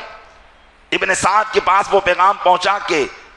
جو ام البنین یعنی مولائے کائنات کے جو بیٹے حضرت ام البنین کے شکم اقدس سے ہیں، حضرت عثمان بن علی، محمد بن علی اور عبداللہ بن علی، ان کے لیے امان آ گئی ہے، تو یزیدی لشکر سے کہا گیا کہ ان تینوں کے لیے امان ہے، لہذا ہم ان سے نہیں لڑیں گے، نہ ان پر تلوار چلائیں گے، نہ نیزے چلیں گے، لہذا ان کو ہمارے لشکر کی طرف سے امان دی جاتی ہے۔ لیکن یہ بھی شیر خدا کے فرزند تھے، یہ وہ نہیں تھے جو یزیدی امان کو حاصل کر کے قیامت تک کے ان کے نانا جان یعنی حسین کے نانا جان کی امان کو کھو دے۔ تو جب ان کے لیے کہا گیا کہ تمہارے لیے امان ہے، تو انہوں نے کہا کہ وہ خبیثو، ہمارے لیے امان اور نواز رسول کے لیے کوئی امان نہیں، تمہاری امان تمہیں مبارک، ہم تو نواز رسول کے زیر سایہ رہنے والے ہیں۔ ایسے ہی بیچ لڑائی میں شمر ذی جوشن خبیث کے رشتہ دار بھی یہ لوگ ہوتے تھے، اور شمر کے یہ بھانجے ہوا کرتے تھے، اس لیے کہ شمر بھی حضرت مولائے کائنات کی جو زوجہ تھی ام البنین، ان کا بھائی ہوتا تھا رشتے میں۔ تو شمر نے بھی کہا کہ میرے بھانجے جتنے بھی ہیں میں ان سب کے لیے امان لیتا ہوں، لیکن ان کی طرف سے یہی جواب ملا کہ اے شمر، تیری امان تیرے پاس رکھ، ہمیں امام حسین کی امان کافی ہے۔ مولائے کائنات کے یہ چاروں صاحبزادے امام علی مقام کے نام پر شہید ہو گئے، اور پھر کبھی بھی جب تک یہ رہے انہوں نے کسی بھی حضرت خاتون جنت کے باغ کے کسی بھی پھل کو آگے نہ آنے دیا، اس لیے کہ یہ دیگر ماؤں کے بیٹے تھے، اور حضرت مسلم بن عقیل کے بھائی، حضرت عقیل بن ابو طالب کے فرزند، حضرت جعفر طیار کے پوتے، حضرت عون و محمد، یہ سب کے سب یکے بعد دیگرے شہید ہوتے رہے اور مقابلہ کرتے رہے۔ یہاں تک کہ جب سارے بھائی برادر شہید ہو گئے، صرف حضرت عباس، حضرت قاسم اور حضرت امام زین العابدین علی اکبر اور علی اوسط اور امام حسین کے علاوہ خاندان نبوت میں خیمہ حسینی میں سوائے ان لوگوں کے کوئی مرد باقی نہ رہا۔ تو اب حضرت امام قاسم رضی اللہ تعالیٰ عنہ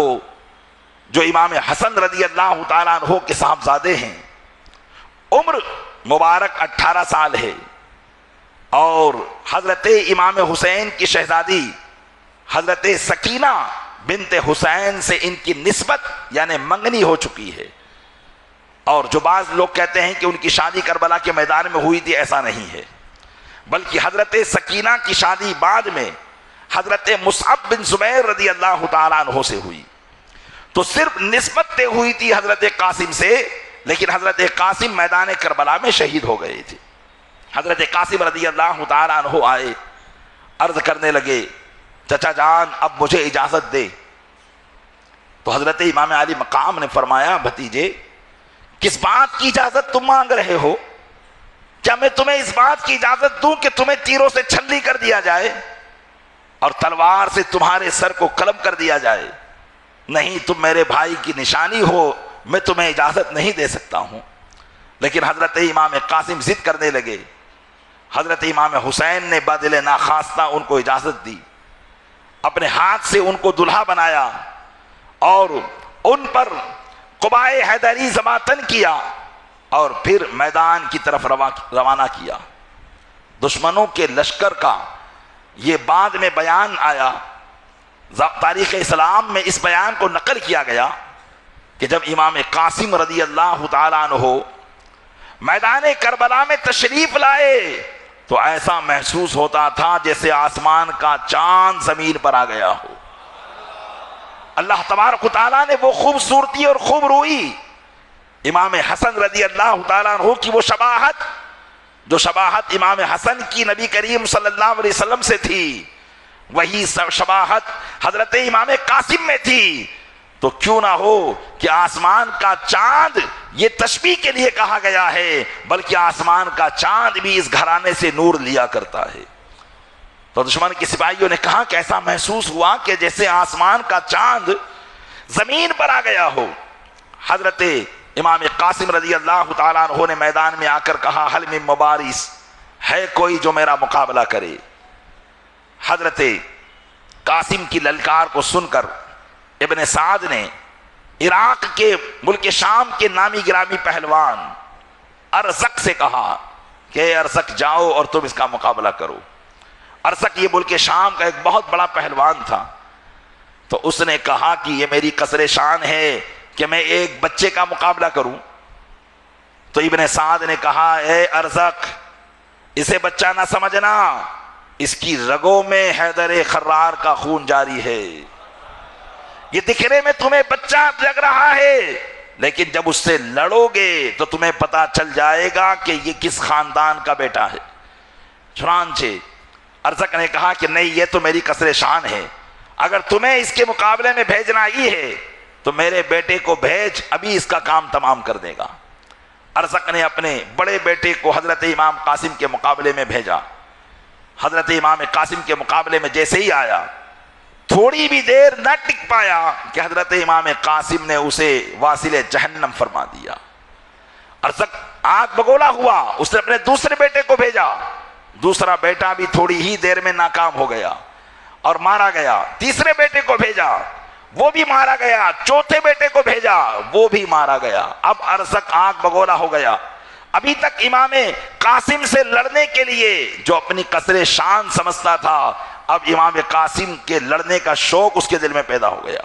کہ میں جا کر لڑوں گا۔ چنانچہ وہ حضرت امام قاسم سے لڑنے کے لیے آیا اور آ کر پہلے اپنی بہادری بیان کرنے لگا، کہنے لگا اے بچے، ابھی تک تو نے بچوں سے لڑا ہے، یاد رکھنا میں ایسا وار کرتا ہوں کہ اگر میرا وار کسی پہاڑ پر پڑ جائے تو وہ بھی ریزہ ریزہ ہو جائے۔ جنگوں کے اندر جنگوں کا یہ ایک سمجھیے کہ ایک معاملہ ہوتا ہے کہ وہاں بزدلی نہیں دکھانی ہوتی ہے، خاکساری اور عاجزی دکھانی نہیں ہوتی ہے کہ میں تو بہت خاکسار آدمی ہوں، عاجز آدمی ہوں، بلکہ وہاں اپنی طاقت سے دوبالا طاقت بیان کرنی ہوتی ہے۔ اسی لیے جنگ کے اندر حدیث پاک میں ہے کہ الحرب خدعۃ، لڑائی میں دھوکہ دیا جا سکتا ہے، اس لیے کہ آپ لڑائی میں سچائی بیان کرو گے تو آپ کی سچائی میں وہ آپ کو ختم کر دے گا۔ لیکن کون سی لڑائی؟ وہ لڑائی جو حق و باطل کی لڑائی ہو۔ جھوٹی لڑائی میں جھوٹ کا سہارا لینا، یہ اللہ عز و جل کی بارگاہ میں اپنے آپ کو ناکام کرنا ہے۔ حق و باطل کی لڑائی ہو تو اس میں دھوکہ دیا جا سکتا ہے۔ تو حضرت امام قاسم سے وہ کہنے لگا کہ یاد رکھنا میں ایسا وار کرتا ہوں کہ پہاڑ پر کروں تو وہ ریزہ ریزہ ہو جائے۔ حضرت امام قاسم نے فرمایا کہ تو نے پہلے کسی اور سے لڑائی کی ہوگی، ابھی تیرا مقابلہ ہم سے نہیں ہوا ہے۔ اس کو آپ نے اور آگ بگولا کیا۔ وہ جب خوب آگ بگولا ہو گیا، غصے میں ہو گیا، تو غصے کے اندر آ کر اس نے امام قاسم پر ایک تلوار چلائی۔ حضرت امام قاسم نے اس کے وار کو فوراً اپنی ڈھال پہ روک لیا اور دور ہٹ گئے، اور پھر فرمانے لگے ارزق میں تو تجھے بڑا قابل شہسوار سمجھتا تھا، بڑا ہوشیار سپاہی سمجھتا تھا، لیکن تجھے تو اپنی زین بھی کسنا نہیں آئی، تیرے گھوڑے کی زین تو ٹیڑھی ہو رہی ہے، ذرا اپنے گھوڑے کی زین کو دیکھ۔ ارزق اس بات میں آ کر دیکھنے لگا کہ کیا واقعی میری گھوڑے کی زین ٹیڑھی ہے۔ جب اس نے گھوڑے کی زین کی طرف دیکھا، امام قاسم نے موقع پا کر اس کی کمر پر ایک ایسا وار کیا کہ وہیں اس کے 2 ٹکڑے فرما دیے۔ یہ ہے الحرب خدعۃ، اس کو کہا جاتا ہے کہ لڑائی دھوکہ ہے، یعنی لڑائی کے اندر آپ دھوکے سے کام لے سکتے ہو۔ اگر وہاں اپنی عقل کی بات آپ بتاؤ گے تو دشمن آپ کا پورا پورا فائدہ اٹھا لے گا۔ اس لیے ایسے موقع پر سچائی چھپانا، اسی لیے قوم کے اندر جو جاسوس ہوتے ہیں وہ ساری سچائی کو جا کر بتاتے ہیں۔ اسی لیے حکم دیا گیا کہ ایسے جاسوسوں کو سب سے پہلے ختم کیا جائے، تاکہ وہ تمہاری چالوں کو، تمہاری تدبیروں کو، تمہاری سازشوں کو دشمن تک نہ پہنچائے۔ ایسے لوگ پیارے اسلامی بھائیوں واقعی قوم مسلم کے اندر آج سے نہیں، جب سے حق و باطل کی جنگ شروع ہوئی ہے ایسے لوگ پائے جاتے ہیں جو جاسوسی کا کام کر کے اپنی قوم کو نقصان پہنچاتے ہیں اور برباد کرنے کی کوشش کرتے ہیں۔ اس لیے ایسے لوگوں سے ہمیشہ قوم کو بچنا چاہیے۔ حضرت امام قاسم رضی اللہ تعالیٰ عنہ نے ان چاروں کو واسر جہنم کیا اور پھر اپنا مقابل تلاش کیا، تو اب کسی میں ہمت نہ تھی کہ وہ حضرت امام قاسم کا مقابلہ کرتا۔ حضرت امام قاسم رضی اللہ تعالیٰ عنہ اب خود سے آگے بڑھے اور دشمنوں کی صفوں میں گھس کر لڑنے لگے، اور کئی ایک کو واسر جہنم کیا۔ جب لڑ کر آپ تھک گئے تو اپنے چچا جان کی بارگاہ میں گئے اور کہنے لگے یا اماہ العطش، اے چچا جان اگر 2 قطرے پانی کے مل جائے تو میں ابھی ساروں کو واسل جہنم کر دوں گا۔ حضرت امام حسین نے تسلی دی اور کہا بیٹا اب تمہاری شہادت کا وقت قریب ہے، صاحب کوثر نانا جان تمہارے لیے کوثر کا جام لیے تشریف فرما ہے۔ حضرت امام قاسم نے جب یہ سنا جذبہ شہادت اور بیدار ہوا اور پھر واپس دشمنوں میں گھس کر جنگ کرنے لگے۔ جب یزیدیوں نے دیکھا کہ ایسے تو یہ ہمارے کئی نوجوانوں کو مار دے گا، تو ان روبا صفت یہودیوں نے حکم کیا کہ اب ان کو تیروں سے چھلنی کر دیا جائے۔ چونکہ سب دور ہو گئے اور اب حضرت امام قاسم پر چاروں طرف سے تیرے مارنے لگے۔ جب آپ تیر سے نڈھال ہو گئے تو قریب آ کر ایک شخص نے آپ کے جسم پر ایک ایسا نیزہ مارا جس سے آپ شہید ہو گئے۔ آپ نے آواز لگائی یا اماہ ادرکنی، اے میرے چچا مجھے لے لیجئے۔ حضرت امام حسین خیمے سے دوڑ کر آئے، امام قاسم کا سر اپنے زانگ پر رکھا اور یوں امام قاسم نے اپنی بھی جان اللہ تبارک و تعالیٰ کی سپرد فرمائی۔ حضرت امام حسین رضی اللہ تعالیٰ عنہ نے ان کی لاشوں کو اٹھایا اور اپنے خیمے میں لے گئے اور شہیدان وفا کے لاشوں کے پاس ان کی لاشوں کو بھی رکھ دیا۔ اب حضرت امام حسین رضی اللہ تعالیٰ عنہ تشریف فرما ہے کہ کیا دیکھتے ہیں کہ حضرت علی اکبر جنگی لباس پہن کر تشریف فرما ہے اور کہہ رہے ہیں کہ ابا جان اب ہم کو بھی اجازت دیجیے۔ امام علی مقام نے پہلے تو سمجھایا، لیکن حضرت علی اکبر جن کی عمر شریف 19 سال ہے، بضد ہیں کہ مجھے آپ ضرور اجازت دیجئے۔ وہ بیٹا جس کی ضد کو کبھی ٹالا نہیں گیا تھا، اب وہ ایسی ضد کر رہا تھا کہ جس میں اسے ہمیشہ سے اس دنیا سے جانا تھا۔ امام علی مقام نے اپنے فرزند ارجمند حضرت علی اکبر کو اجازت عطا فرمائی۔ حضرت علی اکبر رضی اللہ تعالیٰ عنہ میدان جنگ میں آئے اور دشمن کے سپاہیوں سے مقابلہ کرنے کے لیے اپنا مقابل مانگا، لیکن اب کسی میں ہمت نہیں تھی کہ وہ حضرت علی اکبر کے لیے تنہا مقابلہ کرے۔ حضرت علی اکبر بہت دیر تک اعلان کرتے رہے، لیکن جب کوئی نہ آیا تو آپ نے بھی لشکر کے سپاہیوں میں گھس گھس کر جنگ کی اور کافی دیر تک یزیدیوں کو واصل جہنم کیا، اور پھر اس کے بعد آپ نے بھی جام شہادت نوش فرما لیا۔ حضرت علی اکبر کی لاشیں کو بھی حضرت امام علی مقام اپنے خیمے میں لے کر آئے، اور ادھر دیکھا تو حضرت عباس مشکیزہ لے کر کھڑے ہوئے ہیں اور عرض کرتے ہیں بھائی جان، ہم بڑے تو اپنی پیاس کو برداشت کر سکتے ہیں، لیکن ننھے بچے دودھ پیتے بچوں کی پیاس اب مجھ سے برداشت نہیں ہو سکتی ہے۔ ماؤں کے دودھ بھی اب خشک ہو چکے ہیں اور ان کی چھاتیوں میں بھی دودھ باقی نہیں کہ وہ ان کے حلق کو تر کر سکے، اس لیے آپ اجازت دیں تاکہ میں ان کے لیے پانی لے کر آؤں۔ حضرت امام علی مقام نے حضرت عباس سے کہا کہ بھائی تم تو میرے علمدار ہو، تم میری کمر کی ہمت ہو اور میرے دست و بازو ہو، اگر تمہیں کچھ ہو گیا تو پھر میرا کیا ہوگا؟ لیکن حضرت عباس ضد کرنے لگے۔ حضرت عباس رضی اللہ تعالیٰ عنہ نے اجازت لینے کے بعد اپنے مشکیزے کو اپنے کاندھے پر ڈالا اور گھوڑے پر سوار ہوئے، اور پھر لشکر کے سپاہیوں کی طرف آئے تو دیکھا کہ نہر فرات کی طرف سخت پہرا دے رکھا تھا، کہیں سے بھی گھسنے کی کوئی جگہ نہیں تھی۔ تو آپ نے ان یزیدیوں سے کہا کہ یزیدیوں، تمہاری لڑائی حسین اور ہم سے ہے، ہم بڑوں نے تمہارے ہاتھ پر بیعت نہ کی تو آج تم جنگ پر اتر آئے ہو، تم ہمارے خون کے پیاسے ہو، ہمارے بچوں نے تمہارا کیا بگاڑا ہے؟ کم از کم ان کے لیے 2 گھونٹ پانی دے دو، اگر یہ 2 گھونٹ پانی ان کو مل گیا تو ہو سکتا ہے کہ یہی تمہاری نجات اور بخشش کا ذریعہ بن جائے۔ لیکن مشیت الہی تو یہ تھی کہ ان جہنمیوں کو اور ان جہنمیوں کا ذرہ برابر بھی احسان خاندان نبوت پر نہ ہونے پائے، اس لیے ان کے دلوں میں وہ بات آئی ہی نہیں، اور دل ان کے مضبوط رہے، اور کہنے لگے کہ 1 گھونٹ بھی پانی تم کو نہیں دیا جائے گا۔ حضرت عباس رضی اللہ تعالیٰ عنہ نے جب دیکھا کہ ان پر اس بات کا بھی کوئی اثر نہیں ہے، آپ اپنے گھوڑے پر تشریف فرما تھے، گھوڑے کو ایڑ لگائی اور رفتار کے ساتھ دشمنوں کی فوج میں جو وہاں لگی ہوئی تھی گھس گئے، اور تلوار چلاتے ہوئے آپ نے اپنا گھوڑا نہر فرات میں کدا دیا، مشکیزہ بھرا، اور پھر پانی اٹھا کر پینا چاہا تو یاد حضرت علی اصغر کی آئی اور کہا کہ اگر میں نے پانی پی لیا تو کل ان کے نانا جان کو کیا جواب دوں گا۔ واپس پانی پھینک دیا اور پھر اپنے گھوڑے پر مشکیزہ اپنے الٹے ہاتھ پر ٹانگتے ہوئے اور ایک ہاتھ سے تلوار چلاتے ہوئے یزیدیوں کے لشکر سے گزرتے ہوئے خیمہ حسینی کی طرف جانے لگے۔ چاروں طرف آوازیں بلند ہونے لگی، ان کو روک لو، ان کا مشکیزہ پھوڑ دو اور پانی خیمہ حسینی تک نہ جانے دو۔ قسم خدا کی اگر پانی خیمہ حسینی تک پہنچ گیا تو تمہاری عورتیں بیوہ ہو جائیں گی، تمہارے بچے یتیم ہو جائیں گے۔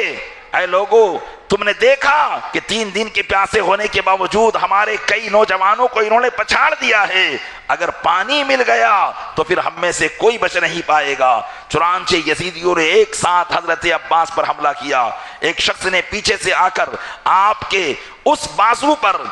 آپ کے سیدھے ہاتھ پر جو ہے ایسا وار کیا کہ آپ کا سیدھا بازو کٹ کے گر گیا۔ آپ نے اب جس ہاتھ میں مشکیزہ تھا یعنی بائیں ہاتھ میں، اسی ہاتھ میں تلوار پکڑی اور اسی ہاتھ سے تلوار چلاتے رہے، یہاں تک کہ آپ کا بایاں بازو بھی شہید کر دیا گیا۔ تاکہ مشکیزہ نیچے گرے، آپ نے فوراً منہ کی پکڑ سے اس کو پکڑ لیا، اور اب گھوڑے کو دوڑاتے جاتے اور خیمہ حسینی کی طرف رواں دواں تھے کہ اتنے میں کسی نے ایک ایسا تیر مارا جو مشکیزے کو چھیدتا ہوا حضرت عباس کے سینے میں پیوست ہو گیا۔ پانی سارا کا سارا زمین پر ڈھل گیا۔ حضرت عباس اپنے گھوڑے سے نیچے تشریف لے آئے، یزیدیوں نے نیزوں سے حملہ کر کے حضرت عباس کو زخمی کر دیا۔ حضرت عباس نے آواز لگائی، یا اخا ادرکنی، اے میرے بھائی مجھے آ لیجئے۔ چنانچہ حضرت امام حسین خیمے سے دوڑتے ہوئے آئے، دیکھا تو حضرت عباس زمین پر تشریف فرما تھے، آئے اور اپنے بھائی کا سر اپنی ران پر رکھا، ان کو تسلی دی اور فرمایا کہ اللہ تمہاری بھی قربانی قبول کرے، اور پھر حضرت عباس نے ان کے پہلو میں دم توڑ دیا تو حضرت امام حسین کی زبان سے نکلا، الآنا انکسر ظہری، اب میری کمر ٹوٹ گئی ہے، اب میری کمر ٹوٹ گئی ہے، کیونکہ حقیقت میں بھائی کو بھائی سے جو سپورٹ ہوتا ہے وہ یہی سپورٹ ہوا کرتا ہے کہ ایک بھائی بھائی کے لیے بازو اور قوت بازو کی حیثیت رکھتا ہے، کمر کی حیثیت رکھتا ہے، اور جب ایک بھائی بھائی سے جدا ہو جاتا ہے تو یقیناً اس کی آدھی طاقت ختم ہو جایا کرتی ہے۔ امام علی مقام نے فرمایا، رآنا انکسر ظہری، اے عباس اب میرے علم کو کون اٹھائے گا، اب میری طاقت ختم ہو گئی ہے۔ چنانچہ حضرت عباس کے لاشے کو اٹھا کر حضرت امام علی مقام خیمے میں لے کر آئے، اور پھر دیکھا کہ حضرت رباب جو حضرت علی اصغر کی والدہ ہیں، حضرت رباب بنت قضاعہ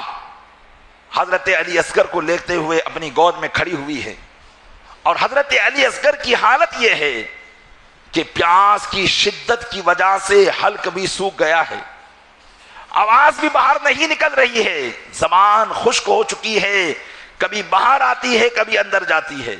حضرت رباب نے کہا کہ اے میرے سرتاج، ہم تو پیاس برداشت کر سکتے ہیں، آپ اس ننھے بچے کو لے کر جائیں کہ ہو سکتا ہے یزیدیوں کو اس پر رحم آ جائے اور اس کو پانی کے 2 قطرے مل جائیں تو کم سے کم اس کی زبان تر ہو جائے گی۔ حضرت امام علی مقام نے امام علی اصغر کو اپنی گود میں لیا، جن کی عمر شریف صرف ابھی 6 مہینے کی ہے۔ ننھے علی اصغر جنہوں نے ابھی دنیا کی باغ و بہار بھی نہ دیکھی ہے، امام علی مقام ان کو لے کر میدان میں تشریف لائے اور یزیدیوں سے کہا کہ اے لوگو، تمہاری دشمنی مجھ سے ہے، اس چھوٹے سے بچے نے کیا بگاڑا ہے؟ دیکھ لو ساقی کوثر کا نواسا ہے، اگر آج تم 1-2 قطرے سے ان کو سیراب کر دو گے تو یہ تمہارے لیے بخشش کی ضمانت بن سکتا ہے، یہ تمہارے لیے بخشش کی ضمانت بن سکتا ہے، مغفرت کی ضمانت بن سکتا ہے، اس کو 2 قطرے پانی پلا دو۔ لیکن ان یزیدیوں کی قسمت میں اتنی سعادت کہاں لکھی ہوئی تھی کہ وہ امام علی مقام کے کنبے پر یہ احسان کرے اور علی اصغر ان کا احسان لے کر دنیا سے جائے۔ مشیت الہی تو یہ تھی، یہ کوئی مجبوری نہیں تھی بلکہ مشیت الہی تھی۔ امام علی مقام کی کوئی یہ مجبوری نہ سمجھے، یہ اللہ تبارک و تعالیٰ کی بارگاہ میں شہادت اور گواہ بنانے کے لیے واقعات دہرائے جا رہے تھے اور یہ واقعات پیش کیے جا رہے تھے تاکہ بتایا جائے کہ ان کے دل اس قدر سخت ہو چکے تھے کہ ننھے بچوں پر بھی ان کو رحم نہیں آتا تھا۔ چنانچہ حضرت مولا امام علی مقام اسی طریقے سے ان سے ارشاد فرما رہے تھے کہ کسی نے نہ سنی، یہاں تک کہ ایک خبیث نے ایسا تیر چلایا کہ ننھے علی اصغر کے حلقوم کو چھیدتا ہوا حضرت امام علی مقام کے بازو میں پیوست ہو گیا۔ حضرت امام علی مقام نے جیسے ہی تیر کا پھل نکالا، حضرت امام علی اصغر کے حلقوم سے خون کا فوارہ جاری ہو گیا۔ حضرت امام علی مقام نے فرمایا کہ اے رب، تیری بارگاہ میں ننھی سی قربانی پیش ہے، اس کو بھی قبول فرما دے۔ حضرت امام علی اصغر جو خیمے سے روتے ہوئے گئے تھے، اب ان کی رونے کی آواز نہیں آ رہی تھی۔ خیمے کی خواتین نے سمجھا کہ شاید علی اصغر کو پانی مل گیا ہے، اب ان کی پیاس بجھ چکی ہے، اس لیے ان کی آواز نہیں آ رہی ہے۔ مائیں تو اسی تسلی میں بیٹھی ہوئی تھی، لیکن جب ماؤں کی گود میں ننھے علی اصغر کا لاشا دیا گیا، ہچکیاں بن گئی اور دیکھ کر کہنے لگی کہ ہم تو سمجھی تھی کہ شاید ان کی پیاس بجھا دی گئی ہے، لیکن ہمیں کیا معلوم تھا کہ ان کی پیاس کو بھی ان ظالموں نے تیروں سے بجھایا ہے۔ پیارے اسلامی بھائیوں، ظلم جب انسان کے دل پر چھا جاتا ہے تو اسے کسی قسم کا رحم دل پر نہیں ہوتا ہے۔ اللہ تبارک تعالیٰ سے ہمیشہ دعا کریں کہ اللہ تبارک تعالیٰ ہمارے دلوں کو گناہوں سے پاک رکھے، کہ یقیناً ظلم کی سیاہی، گناہوں کی سیاہی دل کو خطرناک کر دیتی ہے اور پھر دل کے اندر کوئی حق کی بات نہیں اترتی ہے۔ امام علی مقام کے اس پورے واقعات میں آپ دیکھیں گے کہ کس قدر لوگوں کے دل سخت تھے۔ ایک انسان جو کلمہ نہیں پڑھتا لیکن اگر اس کے دل میں رحم ہوتا ہے تو وہ بچوں پر ترس کھا جایا کرتا ہے، لیکن ایک کلمہ پڑھنے والے، نماز پڑھنے والے، بظاہر روزہ رکھنے والے اور دانا جان کا کلمہ پڑھنے والے بھی وہاں موجود تھے، لیکن چونکہ اللہ نے جب دل ان کا سخت کر دیا تھا تو کسی بھی قسم کا رحم ان کے دل میں موجود نہیں تھا۔ اللہ قساوت قلبی سے ہمیں محفوظ فرمائے، دل کی سختی سے ہمیں محفوظ فرمائے اور ہمارے دل ایسے فرما دیں کہ ہم اپنے رب کے ہر حکم کو ماننے کے لیے تیار ہو جائیں۔ الغرض حضرت امام علی مقام رضی اللہ تعالیٰ عنہ کا یہ ننھا سا بچہ بھی شہید ہو گیا۔ اب دیکھتے ہیں کہ حضرت امام زین العابدین جن کی عمر 22 سال ہے، لیکن بیماری کی نقاہت اتنی ہے کہ پیر بھی زمین پر ٹک نہیں پا رہے ہیں، بستر علالت پر آرام فرما تھے، اور جب دیکھا کہ اب تو بابا جان کے علاوہ کوئی باقی نہ رہا، بھائی بھتیجے سب شہید کر دیے گئے، چچا اور معاونین سب شہید کر دیے گئے، تو امام زین العابدین کے دل میں بھی شوق شہادت پیدا ہوا، جذبہ شہادت بیدار ہوا اور کہا ایسے کیسے ہو سکتا ہے کہ میں زندہ رہوں اور بابا جان کو میری آنکھوں کے سامنے شہید کر دیا جائے۔ حضرت امام علی مقام کی بارگاہ میں دست بستہ کھڑے ہو گئے، عرض کرنے لگے بابا جان اب مجھے اجازت دو۔ حضرت امام علی مقام نے فرمایا بیٹا علی، آپ چونکہ بیمار ہیں اور اب آپ میرے بعد تنہا وارث سادات حسینی کے تنہا وارث ہیں، لہذا اب آپ کو زندہ رہنا ہوگا۔ میرے بعد اپنی مائیں بہنیں اور اپنے گھر کی خواتین کے تم ہی تو محرم رہو گے جو ان کو مدینہ منورہ تک پہنچاؤ گے، تمہارے علاوہ کون محرم ہوگا؟ وہ رازداران نبوت جو مولائے کائنات کو نبی صلی اللہ علیہ وسلم کی بارگاہ سے ملے اور پھر ان کے ذریعے امام حسن کو ملے اور پھر ان کے ذریعے مجھے ملے ہیں، وہ سینہ بہ سینہ وہ تبرکات جو امت مصطفیٰ کے لیے ہمارے سینوں میں بند ہے، اسے امت مصطفیٰ تک کون پہنچائے گا؟ اب تم ہی خاندان نبوت کے وارث ہو، لہذا تمہیں زندہ رہنا ہے۔ حضرت امام زین العابدین رضی اللہ تعالیٰ عنہ کو سمجھایا اور پھر سینے سے لگا کر وہ تمام امانتیں جو حضور کی بارگاہ سے واسطہ بالواسطہ آپ کو ملی تھی، وہ ساری امانتیں حضرت امام زین العابدین کے سینے میں آپ نے انڈھیل دیا اور پھر ان کو بستر استراحت پر لٹایا اور خود اپنے خیمہ خاص میں آئے۔ حضرت امیر حمزہ کی زرہ زیب تن کی، رسول اکرم صلی اللہ علیہ وسلم کا خود اپنے سر ناظرین پر پہنا، حضرت جعفر طیار کا پٹکا اپنی کمر پر باندھا اور قوت بازوئے حیدری میں ذوالفقار حیدری کو لیا اور شہادت کے میدان میں قدم رکھنے کے لیے امام علی مقام نے اب اپنے آپ کو تیار کر دیا۔ عمر 56 سال ہے اور کچھ مہینے اور کچھ دن ہوئے ہیں۔ امام علی مقام اب اپنی خواتین اہل بیت کے سامنے تشریف لاتے ہیں، ان کو وصیت اور نصیحتیں فرماتے ہیں اور ساری نصیحتوں کو کرنے کے بعد کہتے ہیں دیکھو کچھ دیر کے بعد تمہیں خبر ملے گی کہ ظالموں نے مجھے بھی شہید کر دیا ہے، لیکن نانا جان کی شریعت مطہرہ کا پابند رہنا، بے کسی کے عالم میں بھی اپنے پردے کو تار تار نہ کرنا اور بالوں کو نہ نوچنا، واویلا نہ کرنا، آوازیں تمہاری خیمے سے بلند نہ ہو، یہ ساری وصیتوں کو کرنے کے بعد امام علی مقام رضی اللہ تعالیٰ عنہ اپنے خیمے سے باہر تشریف لاتے ہیں۔ خیال آیا کہ ایک مرتبہ پھر ان کو یزیدیوں کو اتمام حجت کے لیے خبردار کر دیا جائے تاکہ ان کے پاس کوئی بہانہ باقی نہ رہے۔ امام علی مقام اپنے گھوڑے پر تشریف لانے کے بعد واپس ایک مرتبہ یزیدیوں کو مخاطب کر کے وہی خطبہ جو پہلے ارشاد فرمایا تھا پھر ایک مرتبہ اور کہا، اور ایک بہترین ناصحانہ انداز میں آپ نے تقریر فرمائی اور اپنے فضائل کو بیان کیا اور اپنے لڑنے کے جرم کو بیان کیا کہ مجھ سے لڑنا کتنا بڑا جرم ہے۔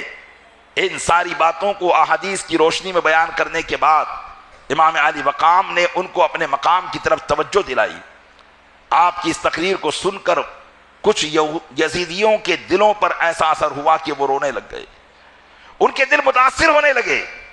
جب ابن سعد نے دیکھا کہ کہیں ایسا نہ ہو کہ سارے کے سارے لوگ ان سے متاثر ہو جائے، اس لیے اس نے اور کسی وقت کو موقع نہ دیتے ہوئے اپنے لشکریوں سے کہا کہ دیکھتے کیا ہو، اس پر حملہ کر دو۔ چنانچہ اب امام علی مقام پر حملہ کرنے کے لیے چاروں طرف سے لوگ آگے بڑھنے لگے۔ حضرت امام علی مقام امام حسین رضی اللہ تعالیٰ عنہ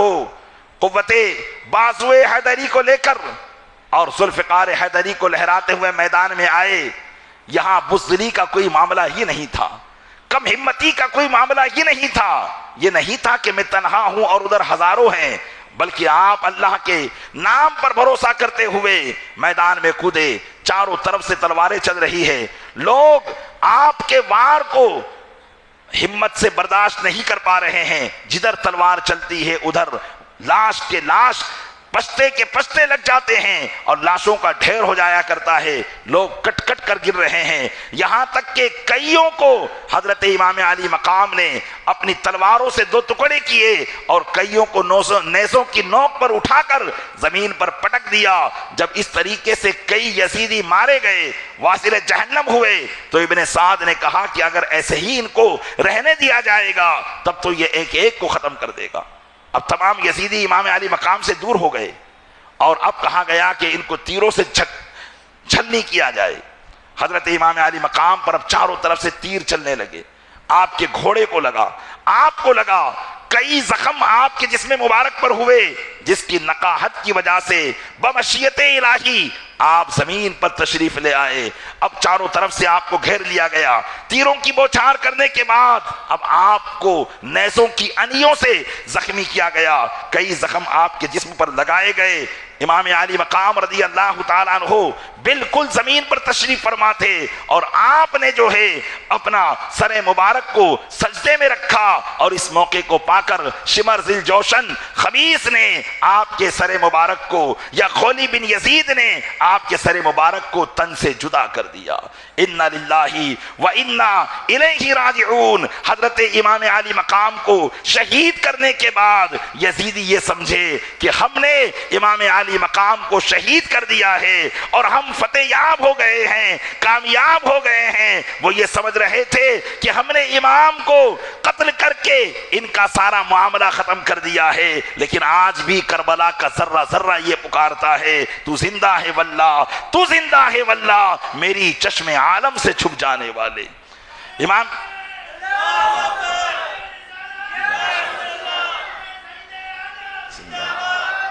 امام علی مقام رضی اللہ تعالی عنہ نے شہادت اپنی اور اپنے کنبے والوں کی پیش کر کے اس بات کو ثابت کیا کہ جب حق اور باطل کا مقابلہ ہو تو حق کے سامنے اپنے سر کو کبھی جھکایا نہیں جاتا ہے، وہاں کسی حکمت کو پیش نظر نہیں رکھا جاتا ہے، بلکہ سینے کے سامنے ڈٹ کر مقابلہ کیا جاتا ہے۔ آنے والے لوگوں کے لیے اور مسلمانوں کے لیے یہ درس ہدایت امام علی مقام دے کر گئے ہیں کہ حق کے سامنے کبھی سر نگو نہیں ہونا چاہیے۔ اگر باطل تمہارا ہاتھ مانگے تو اسے ہاتھ نہ دیا جائے، اگرچہ اپنا سر اسے دے دیا جائے، اس لیے کہ ہاتھ دے دینا یہ باطل کی قوت کو مضبوط کرنا ہے، اور سر دے دینا یہ باطل کو سر نگو کرنا ہے۔ جو کہ زمانے نے دیکھ لیا کہ امام علی مقام اگر ہاتھ دیتے یزید کی طاقت مضبوط ہو جاتی، اس کی قوت مضبوط ہو جاتی، اور شریعت مطہرہ کو جیسے پامال کیا جا رہا تھا اور زیادہ پامال کر دیا جاتا، لیکن امام عالی مقام نے ہاتھ نہ دے کر اپنا سر دے کر دین کو بلند کر دیا، یزیدیت کو ختم کر دیا، اور قیام قیامت